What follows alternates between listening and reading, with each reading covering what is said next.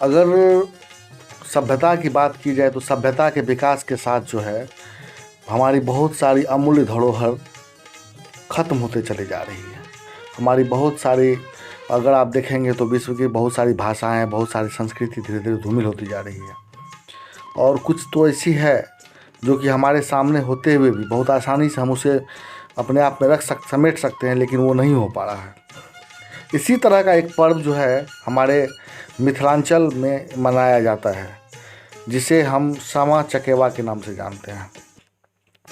दोस्तों, गांव की महिलाएं जो रंग बिरंगी परिधान में लोकगीत गाते हुए मूर्तियों को चूड़ा और शक्कर खिलाकर उसे फोड़ देती है एक अलग तरीके से।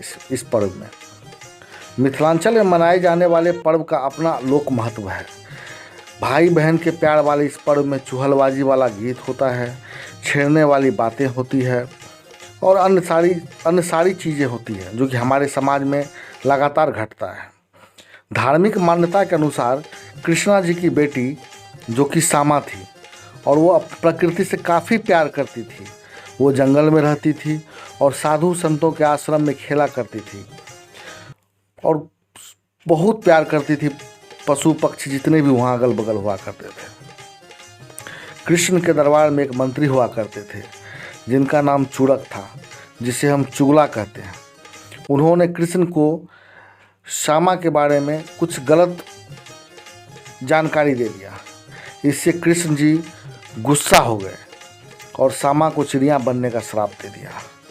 समाज के प्यार में अभिभूत वहाँ के पेड़ पौधे पशु साधु सभी चिड़िया बन गए और सभी जो है उनके चकेवा जिसे हम सत भैया कहते हैं, अपनी बहन को जो बहुत प्यार करते थे, वो काफ़ी निराश हुआ इस घटना से और उन्होंने घनघोर तपस्या की। इससे कृष्ण भगवान प्रसन्न होकर सामा को चकेवा से मिलने का साल में 8 दिन का समय दिया, जो कि छठ के बाद शुरू होता है और ये पर्व छठ के 8 दिन के बाद तक होता है। आप देखेंगे कि जब सामा चकेवा की मूर्ति बनती है तब कई सारे पेड़ पौधे हाथी घोड़े की मूर्तियाँ भी बनती होंगी और ये किंवदंतियाँ हैं। इस पर्व का दूसरा भी पहलू है। जब प्राचीन काल में ठंड बढ़ जाती थी और दूसरे देशों में बर्फ़ जम जाता था, उस समय वहाँ के पक्षी माइग्रेट करके मिथिला के धरती पर आते थे, क्योंकि यहाँ ठंड भी कम था और पानी की मात्रा भी अधिक हुआ करती थी। और चुगला शिकारी का प्रतीक होता था जिसे जलाया जाता है।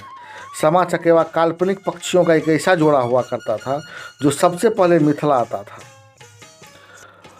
मूर्तियों को हमेशा तालाब की मिट्टियों से बनाई जाती थी, क्योंकि पंछी वहाँ पानी पीते थे। पक्षियों के प्रति प्यार को जताने के लिए ये पर्व मनाया जाता है और शिकारियों को लोकगीत के माध्यम से लताड़ा जाता है और पक्षियों को फिर से निवेदन किया जाता है जो अगले साल फिर आना। साथियों, इसी तरह की किंवदंतियाँ हैं, लेकिन अगर आप इस किंवदंतियों को हमारे इस पर्व से कोरिलेट करें तो आपको लगेगा नहीं, कहीं न कहीं ये किंवदंतियाँ सच हैं। इस लोक पर्व का जो भी इतिहास रहा हो, लेकिन अब न हम उसे मनाते हैं, न उस पर्व के प्रति हमारे अंदर उल्लास है और शायद कुछ